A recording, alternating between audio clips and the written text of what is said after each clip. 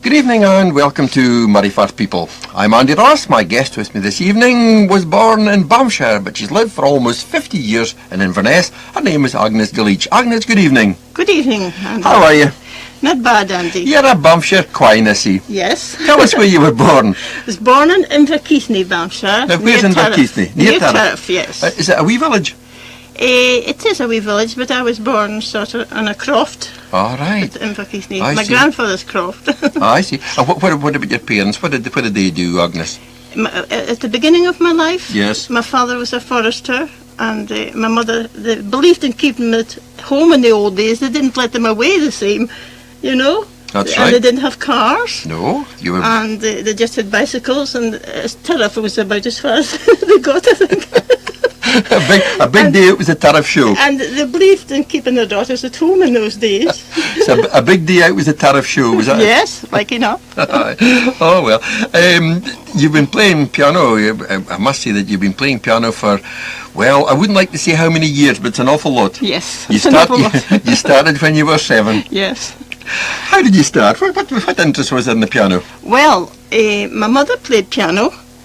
My father played the fiddle.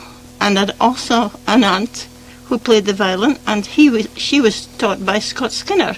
He came round the crofts and the farms and anybody musical, he taught them. I see. Oh, well, that's very interesting. And that was your aunt? That was my aunt from Turf, yes.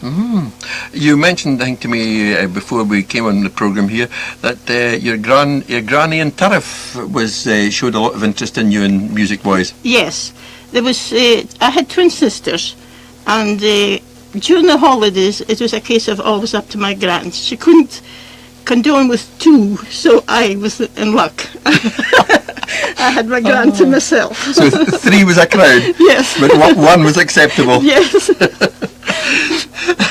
So you started playing piano when you were 7. Yes. Where did you go for lessons then? First 2 years was with a local teacher in Macduff.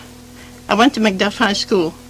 And I went to Miss Lyle for 2 years, and then she put me in for the first 2 exams, and she said that I better look out for another teacher because she felt that I was due somebody else I see. to teach me. And who did you go to then? Well, I was lucky to get in with a Miss Essie Patterson, who had her LRAM, ARCM, and she kept house for her father because her mother was dead, and she taught music, pianoforte. Where was that? In Banff. Actually in the town of Banff. Yes. And how did you get to these lessons? And did you bike or what? Oh, well, I didn't have a bike until I was about 12.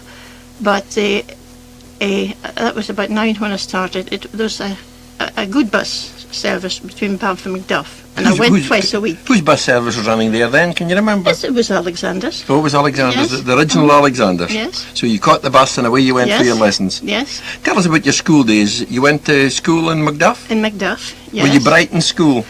Well, I left with my day school higher certificate. Oh, so I that's didn't very do so good. bad. Did you do any music in school then? Yes, so they had a little orchestra there, and I played. It was nearly all senior people, but I got a shot at playing the piano.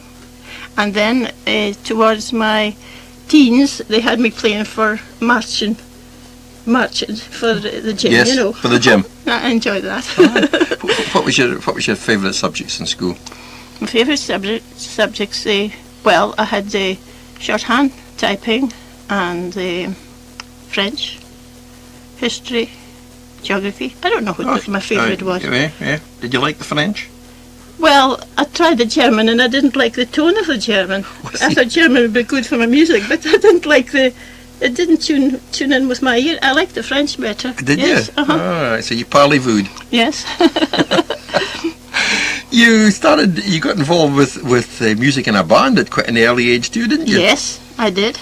Was this your parents' band?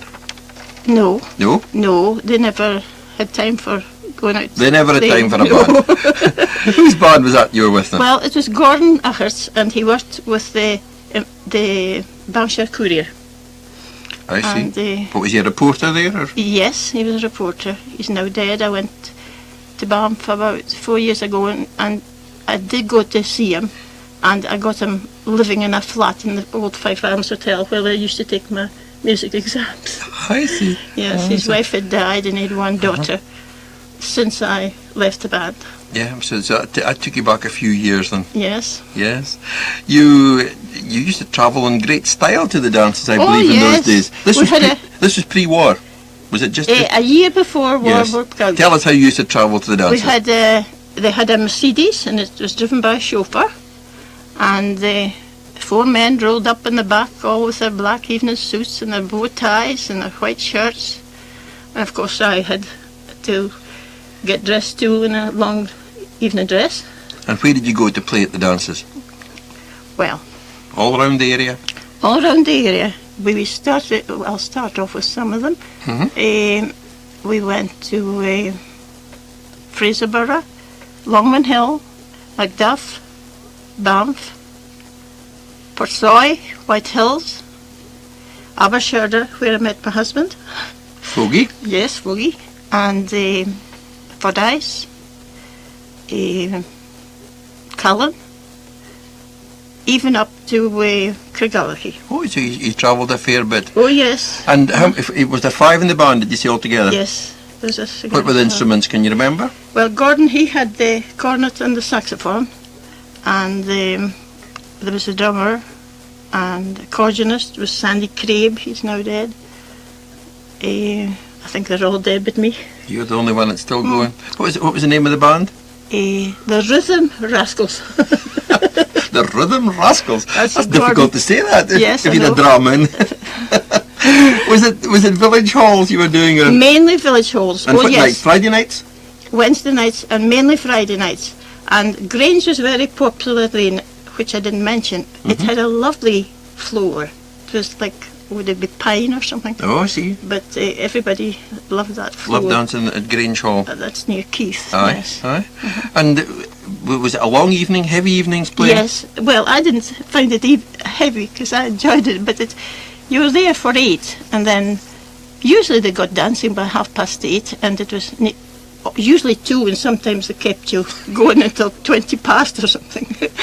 But, Hard work then. yeah, oh, well, yes. I How was much, young. how much did you earn a night? Can you remember? I can't remember the first. Wouldn't have been a big ransom anyway. No, I think it might have been about 15 shillings. So, I can't remember. 75 pence. No, it was a bit more than that. Maybe you made the pound, did you? Possibly. Oh, With yes. the pound. Oh, yes, it would have been. Aye, yes. aye. Oh, well, those were the days. And the dances you were playing, just a mixture of the old usuals. Oh, yes. All Scottish All country Scottish dances. stuff. All Scot- In those days, they started always with the Grand March, circa and circle.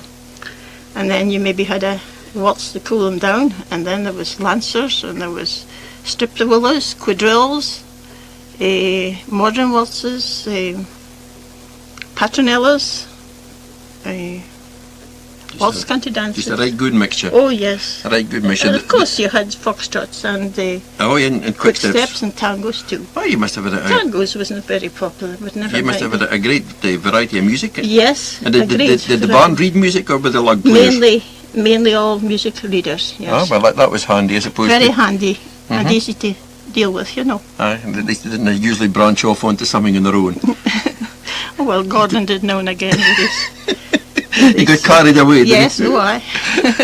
When the crowds were there. he got- Tiger rag especially, and things like that. Oh, he let his hair down at Tiger Oh, Rag. yes. Oh, great stuff.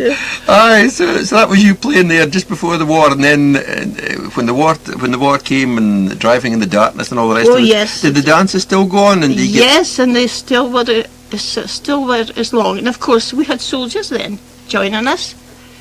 You know, foreign people, Norwegians, and I forget, various soldiers around Banff in that area. I forget where they came from now. Green Howards, of course, they weren't foreign, but aye. Well, they're foreign in a way. they were to us. Over the border. That's right. All right. And did you have a job getting petrol in for this big car to go to the dances? No, they belonged to Garage, those people Ah. that had the Mercedes. We so better not say too much there's a about chauffeur that. driven. Oh, you was see. chauffeur driven? Aye. Oh, I Oh, see. yes, we Oh. did it in style in Fair- those days. fair- Yes, and fairly you were did- well looked after. Fairly did it in style. And as you said a few minutes ago, they were always immaculately dressed. There was no jeans, No, jeans then. never, no. I didn't see jeans until my son tried them on when he went to the technical high school. Oh, we're giving away a few secrets here now. Well, we'll continue chatting about your life when the war came on in the 40s. You were called up, but we're going to have your first piece of music, Joseph Seal at the Wurlitzer organ with Londonderry Air. Why did you pick this one, Agnes? Well, I don't know. I was always very fond of that air. And then I heard that it was an Irishman, a poor fella that had started this air, whether it's the case or not. And then one of your, what was his name, began with P.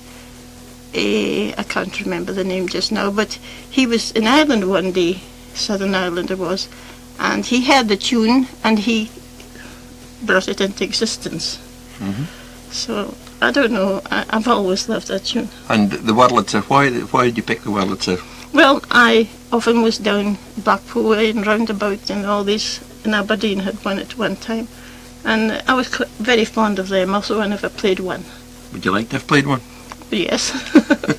Gotta get a wee shot of it if you go back to Blackpool. Oh well, you never know. Okay, Londonderry Air.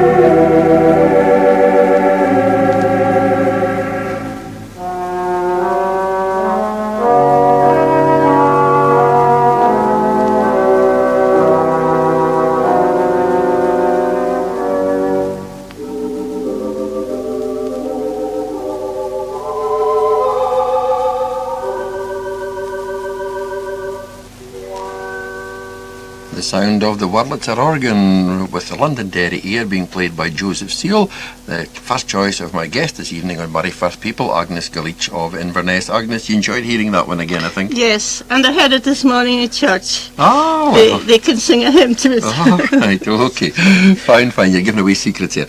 Anyway, let's press on with your life. You left school at what age? 15 and a half. And what did you do when you left school? Well, I had to get something, and jobs just were as scarce as they are now, although I came out pretty good at shorthand and typing. Didn't seem to be any work in that, so I landed in a boot shop, and the boss was a fiddler.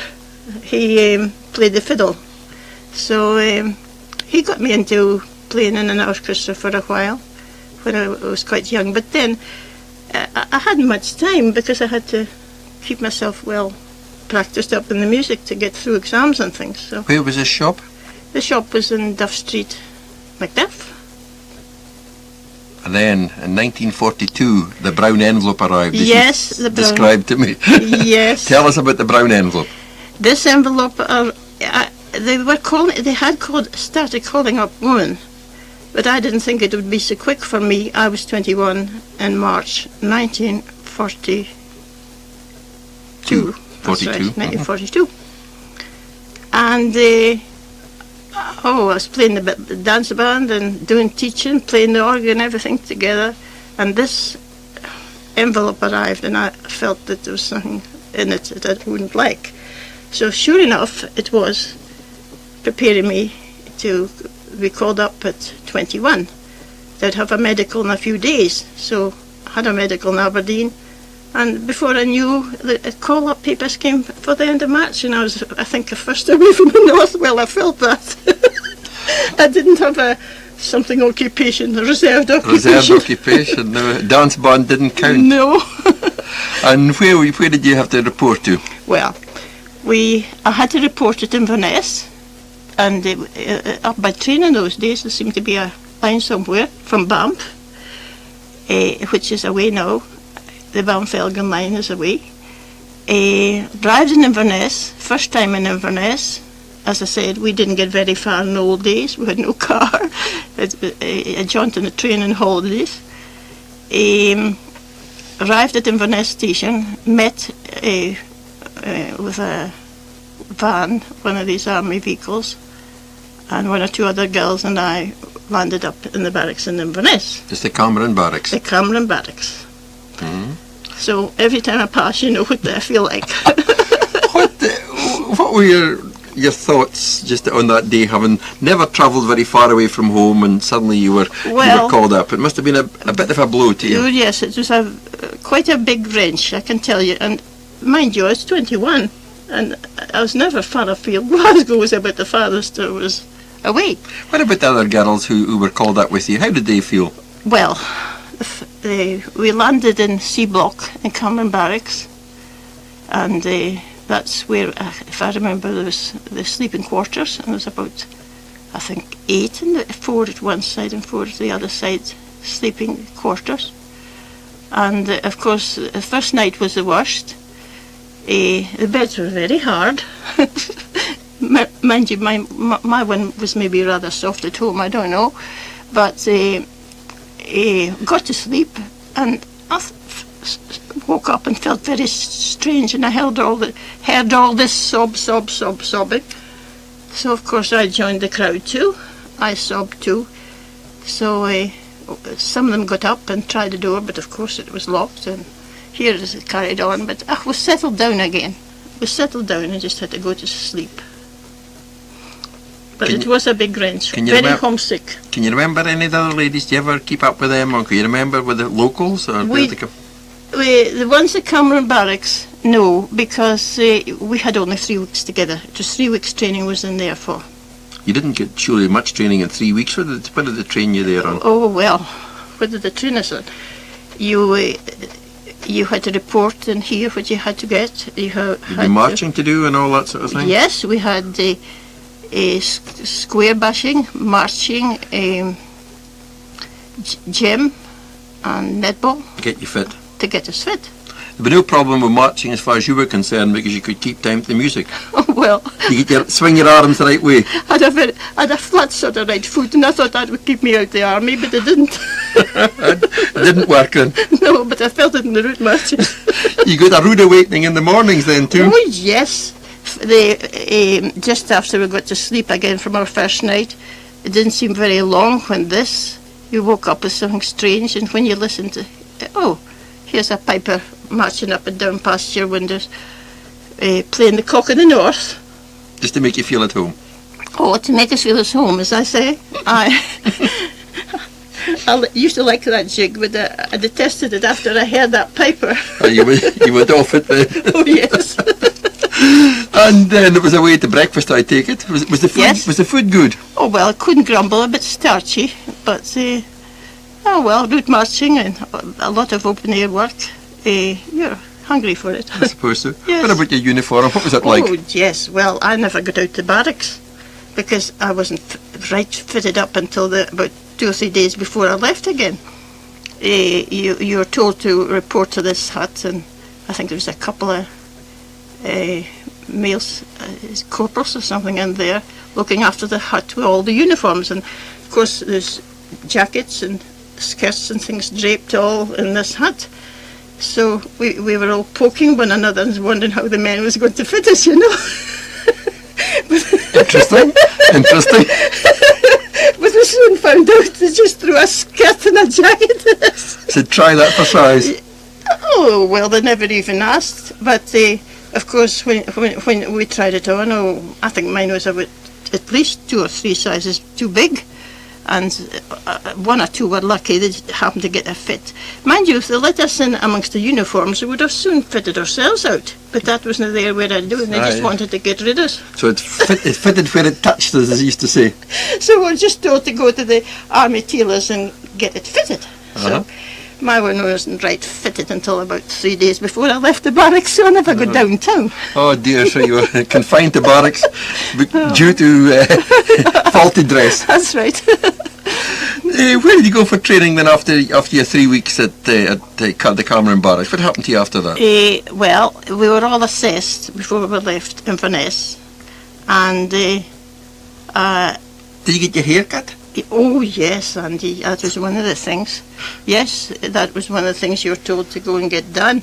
Your hair looked and I had a page boy roll there, and I remember that's a roll right round the head. I haven't seen it. I haven't seen them. It's out of fashion at the moment. It is, and mine was cut off. Oh, it was gone. Yes, it was Lost and gone go. 2 days' time. Injections? Did Your you life wasn't your own. Injections, yes. injections? Oh, yes, we got injections. And I passed out with one. And next day, they had me on the square, and I was feeling woozy, you know. And this sergeant came around with the stick. What do you call it? There's a name for it. I know the name. I can't remember.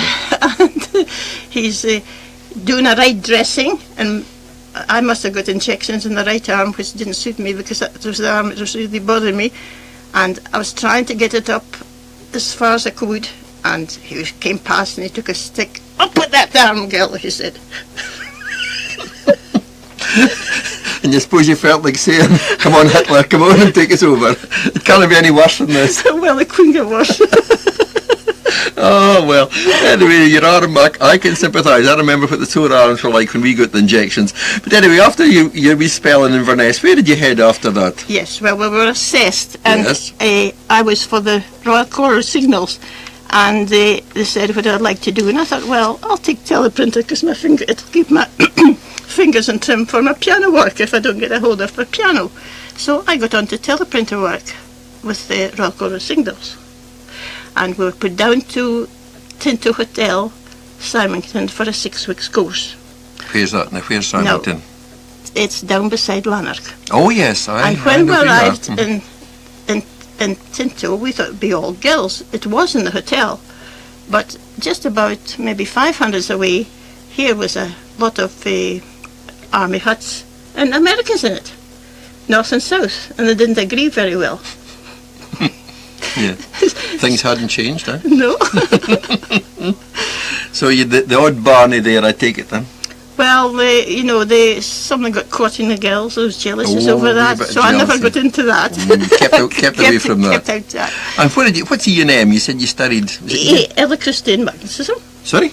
Electricity and magnetism. Oh my goodness it me. was- That's I awful expected technical. if the men got bombed, we would have to Oh, I sort our see. own teleprinters. I don't know. Right, aye. And you were paid 7 and 6 a week then? That was the start, yes, and I think that was for near 2 years. I took another course and it was put up to 10 shillings. Oh, big rise. So from Symington you moved on to Glasgow. Yes.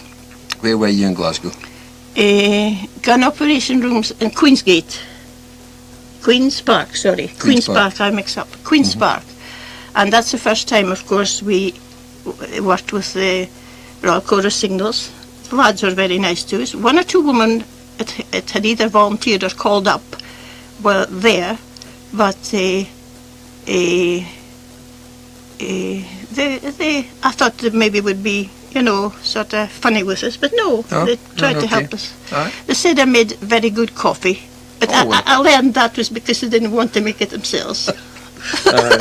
Well, times haven't changed really, I don't think.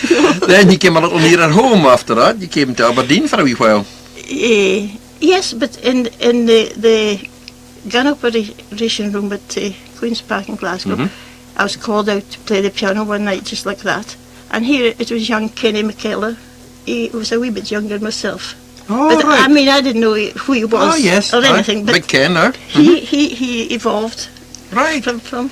And, You know? and was he in the army then? No, he No. was dressed in skeleton. I think he was still at a college or something. Yes. He studied forestry, I think. At forestry, yeah. That's right. He was a But forest. he forester. landed there in his skeleton. So I think he might have been about 20ish, but I'm not so, sure. so you to do cabaret. He was doing a cabaret, and you were He playing was for him. singing Scotch. Huh? He came to entertain some of the Naffy crowd or something. I see. There wasn't a penis. Oh, I got so you- to know. so you got Soon roped get in. to know, yeah. Oh, yes, I suppose so, yeah. Anyway, from Glasgow, as I said, a wee bit nearer home, up to Aberdeen. Yes, I liked there because it was only 45 miles from my home, Macduff. So it's the first time I really got back and forth there. I can tell you now that I met Jessie Skinner, who is the baker's wife in Inverness here. She was an Aberdonian. She lived in Aberdeen. Now, we were in big semi-detached cottages, but them that lived in Aberdeen could get home if they wanted, so long as they were on duty. Something funny happened in Aberdeen when I was there. They were going on duty. It wasn't the night duty, it was one before. And I was just going out at the door of the semi-detached place we lived in, and with 500 yards to go up the way to go to the Aberdeen GOR, gun operation room. And here, Jerry was strafing the girls going to work, and they're diving into a hedge. So I went back into the house to wait for him, and he left. So after he left, I got the other girls going up with me, and when we landed at the GOR, here's a big hole in the roof. Some sort of bombs thing came right through but didn't explode. Goodness. Nobody killed. Goodness. And of course after duty, I think it was near 10 o'clock before I come off, but I had an aunt living in Aberdeen down King Street way, so I couldn't but make my way there. And I found out there was quite a bit of bombing in Aberdeen that day, that he had another bomber aircraft came down. They come off the coast of Norway, I think, and they bombed the queue waiting at the picture house on Union Street to get in. Goodness. You know, down Straffing them, not bombing them, but Straffing them. Yeah. But yes, down in King Street there was quite a bombing business. And what year would that have been then? Would that have been about 44? 43, I think. 43, Must have been frightening times for you then. Yeah, in poor old Aberdeen then. That's right. Huh? It was Then very nice. you went south to Edinburgh for a short spell, and then finally down to Uxbridge. Yes, but there's a funny thing in the post in Aberdeen. This is just a wee bit of a comic thing. There's a girl from Isabel Scott, a very quiet girl, and I was to be posted down to Corrini Gardens, it was in Edinburgh. And when we were met, they took us along to this place, And the driver said, "Oh, I don't think you're for here. It's a men's quarters." You see? So they took us then on to Carini Gardens to see what happened. Now, my name was Mann before I married, and I think that was the trouble. I see. Ah, right. And we discovered there wasn't a bed in the place at Carini Gardens for us. So an officer talked to us and said that would we go back and stay a night in the house next to all these lads? Well, you know, to the army, could you? Oh, well. So right, Isabel and I took it on. So right enough, we went into the semi-detached, and we didn't see many men next door because it was in quite earlyish. But then about 9 o'clock, we saw them starting coming in. We got busy. We got all the tables, all the chairs in place, and bombarded the back door and the front door. And we made sure you were determined. Safe all night. You were determined they weren't going to get in. So then, in the morning, when we had the report out, we were watching, and we thought we'll get quietly out before anybody's about. Some of them went off, but we thought we were quiet. And just as it was halfway up the bit from the house to the road, it was quite a bit to walk. Here, the windows was going up, there's wolf whistles and what a carry on. Oh man, we never looked back. I bet they just kept going. Kept going. Headed on. But I think it was a wrong posting. They made a mistake. Made a wee mistake somewhere. Yes. Uxbridge, near London, and you met up once you got there with a very well-known film star. Yes, I know.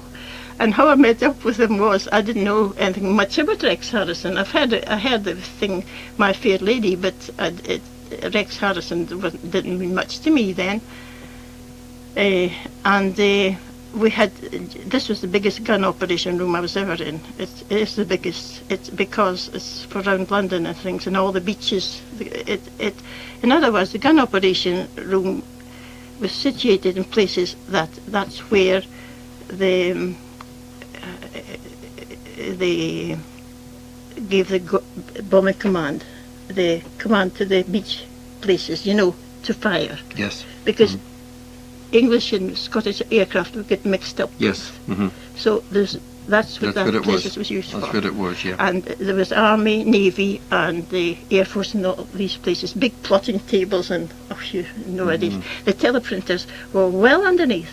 And I had very little teleprinting to do. It was only if the PBXs, you know, that's what they called them, the phones went out of order, that we would have to go downstairs and use those teleprinters. Use those machines. But they're all underground, these places. Anyway, Rex Harrison got your tickets for the Palladium? Yes, but I was a wee bit late in getting my ticket out, and going down those stairs you had to show your pass, and the girls were away in front of me, and they were sort of waiting at a corner, and you weren't allowed to smoke in those places. Mm-hmm. But when I rounded a corner, I was in a great hurry to get my way to the girls, and hung over somebody's feet. Oh, and I gave him a look and I ran. And he sort of come up after me to apologise, but I hadn't time because the girls were waiting to go and shoot, and I didn't want to make them late. And I said, "Oh, that daft fella, you see." He said, "It's Rex Harrison." Oh dear. Oh dear. So you almost gave Rex Harrison an earful then? Yes. He's no right to be smoking anyway. No, he shouldn't be smoking. Bad for his voice. Oh well, we'll have some tranquility now with Phil Coulter. Loch Nagar, why? Why did you pick this one? It's something like Londonderry here. It's one I've never tired hearing. And you like Phil Coulter? Yes, oh yes. I liked East playing at that time. Yes. Yeah, lovely.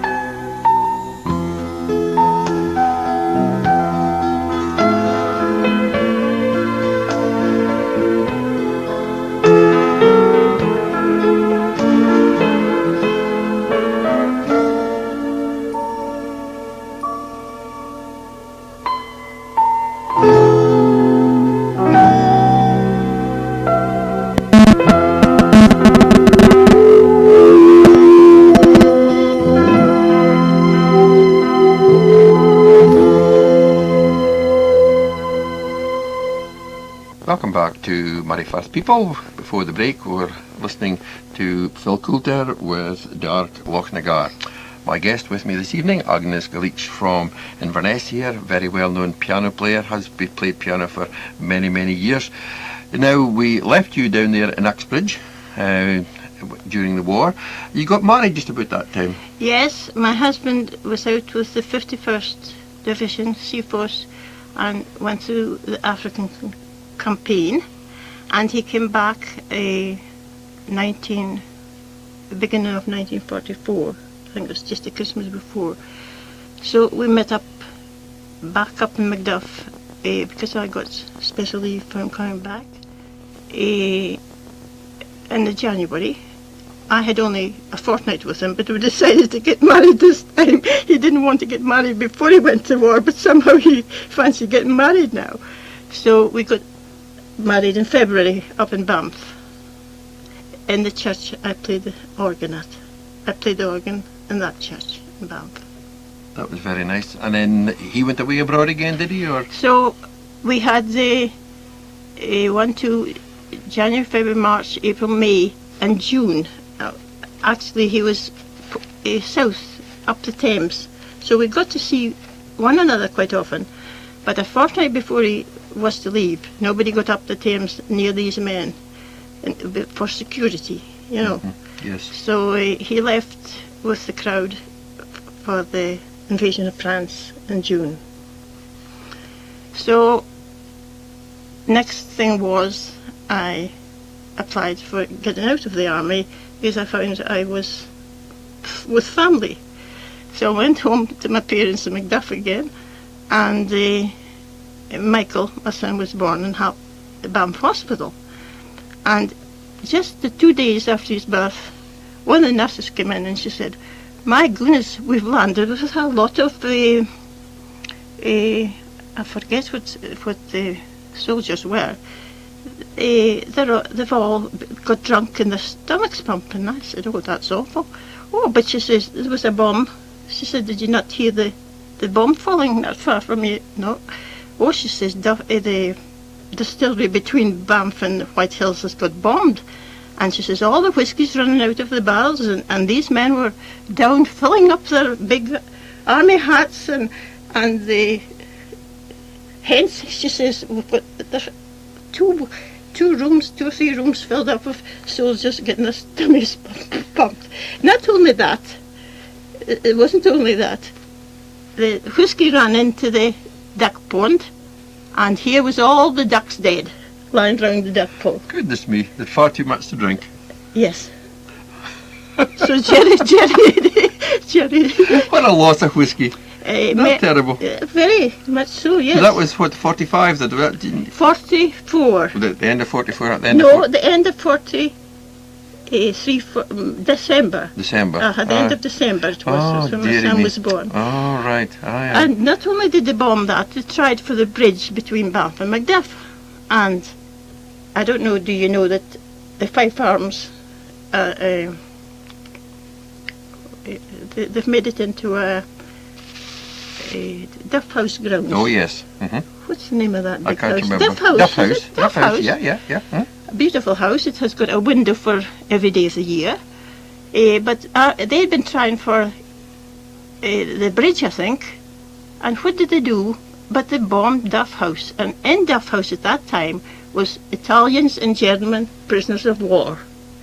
So they're all out waving white sheets, I believe. But he still insisted in bombing. So keep away, friends. Aye. One or two were killed there. Aye, keep away, friends. Right, your husband, he came through the war unscathed? Bill came through unscathed, thank goodness for that, yes. And he had a wee mark in his shoulder, but nothing too serious at all. And after he came out of the army, what did he do? What did his job then? Well, he was studying agriculture or something before the war, and he was down in England at college.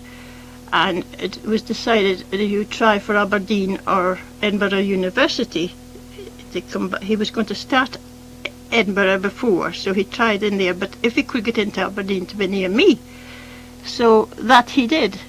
And he studied in Aberdeen and decided then to go to Achincrew and going for the milk line. So that was his job in Inverness with the milk board. He was there for 34 years. I see. And what, just working with in the milk he was packaging and what that? what they call them regional officer. Oh, regional officer. So he had a district right from Elgin up to Agnes and out to the west and all the rest. So you came to Inverness in October '48. That's right.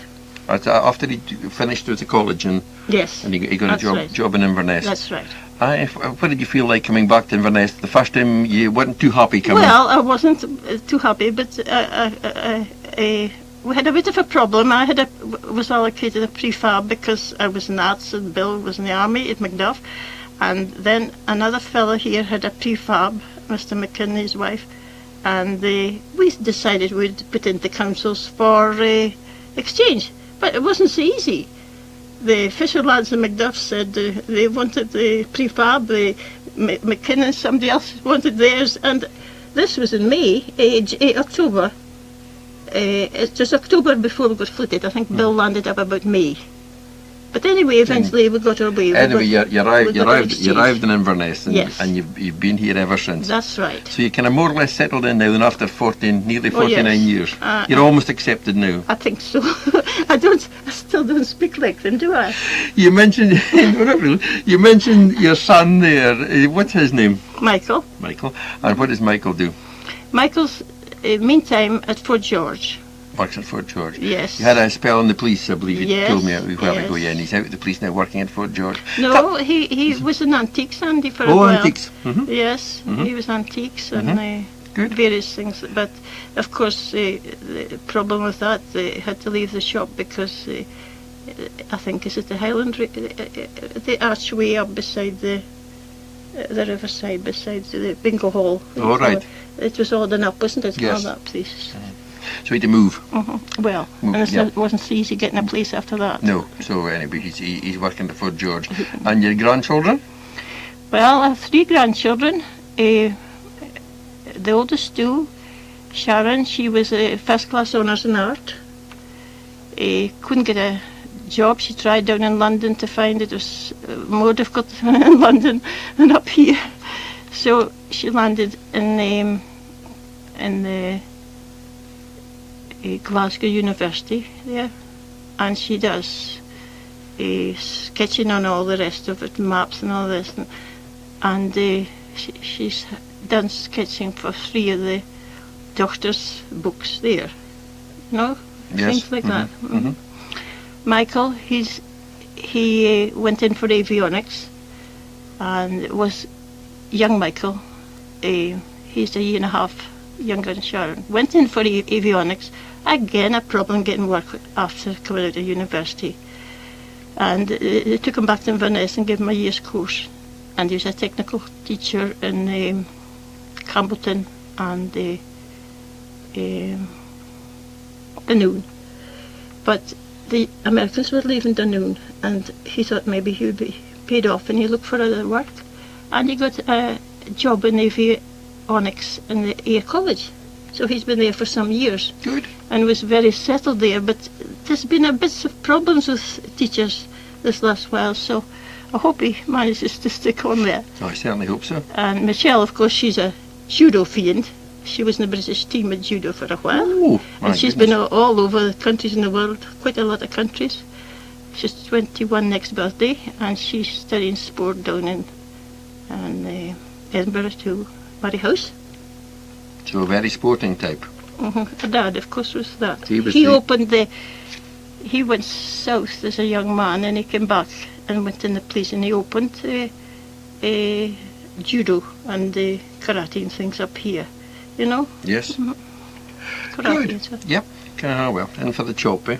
Aye. So I suppose Michelle got it off him. Got it off him, yeah. But you wouldn't think she was a judo hand. She's so quiet. Quiet spoken. Just a bit like myself. That's right.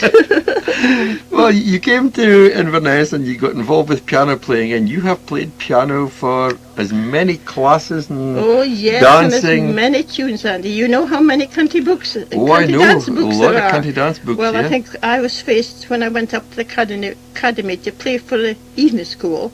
I was faced with, was it books 1 to 17? No, what is it, books 1 to 30? Oh, it's well into 30s now, I think. Four Isn't or it? something. Yeah, something like that. Mhm. Yeah. And you've got all these books at home. Yes. Are you well, still playing? Oh, mercy, I. Huh? Are you playing for classes at the moment? No, not Scottish County No. Dancing. I sort of came out of that. I was having trouble Oh, with it. you're having that's- troubles with the that's- fingers. That was playing. Just playing the fingers a wee bit going there. Well, we'll find out more about your dancing in just a minute. We'll take another piece of music just to give us a chance to get our breath back. Something totally different now. Richard Clayderman. Why? Tristesse. Well, that was one of the tunes I had for an exam, and of course it's a bit different to play. He plays it different to what I did, but I like it. I like his way of playing it better than mine. Never mind.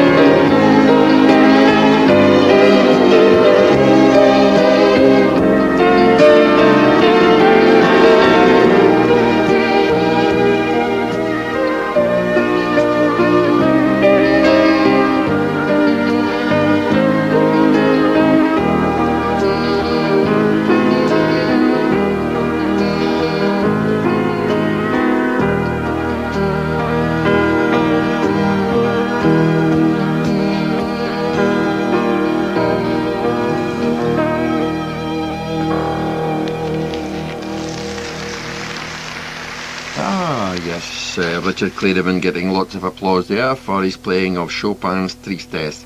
My guest with me this evening played that quite a number of years ago. Won't say how many for an exam. Is that right, Agnes? Oh yes, it's a number of years ago. Quite a number of years ago.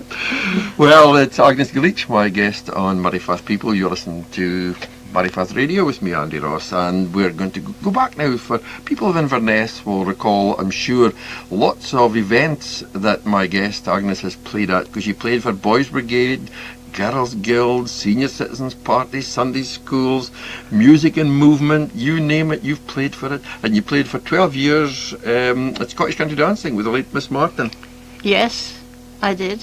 She's been dead for some time now, Andy.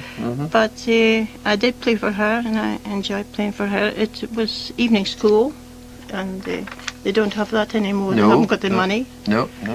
But I played for 12 years, and she put them through to Aberdeen Festival. It might interest you that the first time I went as pianist at Aberdeen Festival, her and Miss Banks, Miss Martin, Miss Banks, decided to slow down to spay. So they told me that I'd have to play because the pianist Nan Main in Aberdeen was the usual pianist, but she had her own time. Well, it was just stuff-pay time in those days. So I said I would play. Well, I was sorry that I said I would play, because the first pianist, the second pianist, it was between us to pay and a Satish time at the dance in those days. But Miss Martin, Miss Banks decided they'd read about this stately sort of dance, and it required a stately movement, and the music was at a certain temperature. Tempo. So we got the tempo of the tune, we tried it out, and that was the time when I played. But you don't know how I felt after 3 or 4 teams being on in Aberdeen, and I had to go and play it a bit slower, Andy. A wee bit slower, But anyway, the adjudicator said that the team would have been, she would have loved to have given it first, but she just wasn't sure of the time. But by golly, the following year they were all at the slow time. Yeah. Did you know that? They got it down. So Yes. it all started with you in Aberdeen. Janet Banks. Well, Janet Banks. And Miss Martin. Miss Martin. Well, Yes. Janet's still going strong in Forest. Aye. She's still going strong, but she's not teaching anymore. No. But she still shows a great interest, I believe, in the Scottish dancing. I bet. The Kilt is My Delight. Now, this show in Inverness here, how long did that run? It ran for about 25 years, was it? Was it? Yes, Yeah, I quite a think. long time. Uh-huh. And where did it start? It started up in the islands, and there used to be a pavilion there and a big paved place with seats, and people would get up and dance at the end of the show. But it was decided when the third year came that they need a bigger place, I think, and of course they got the Northern Meeting Park. The pipe band started the show. They marched down from Castle Street to the Northern Meeting Park and drew in the crowds. But in the fine days, oh my goodness, the grandstand would be full. I was frightened to break the grandstand. And who organised these events? Well, it was a Mr. and Mrs. John McLean, and I don't think they've got enough thanks for that event, Andy. They really did organise and attend to that event. And there was a committee. Yes, it was a Means Association committee. They were one of the first to give Eden Court £1,000. You see, the money went back into the council. They did some seats up the riverside. They did the children's play pool in the park up there. You must have met a lot of foreign guests at that time. Oh yes, we met a lot of foreigners. Yes, oh yes, and they were allowed to take snapshots. So you had all the children at the dancing. You know, they did the out in the park in the green, and they would be up with their cameras. Nobody minded, and they loved that. Yeah, they're quite something. Yes. And when the Inverness Fiddlers started quite a number of years ago, you played for them for a couple of Oh years yes, too. when Diggy became leader of the Yes, Inverness aye, Fiddlers. aye. I enjoyed the change, but I found that playing for a class from Firth then, and going right on to practice with the fiddlers, and then trying to get out with them on a Friday night, it was just past me. Just get a wee bit too much for that's you. right. Wee bit too much for you. Well, you won't believe this, but the clock is beating us very fast indeed. And you mentioned fiddler there, and I see you've chosen a fiddler for your final track this evening, the late Ron Ganella. Where did you meet up with Ron? Can you remember? Ron was out at the Diggy's Fiddle Club one night, and they're doing a session over in Eden Court. And after Eden Court, of course, some of the musicians get together, and of course, I was playing away for Ron, but I thought he was a lovely fellow. An awful nice chap. Oh, yes. Well, we'll just finish the programme now by listening to Ron playing the Bonnie Lass of Bonnicar. There's so many things we haven't touched on this evening, because it's been marvellous meeting you once again, Agnes. Thank you so much for taking time to come in on the programme this evening, and long may you enjoy your life to listen and play the music.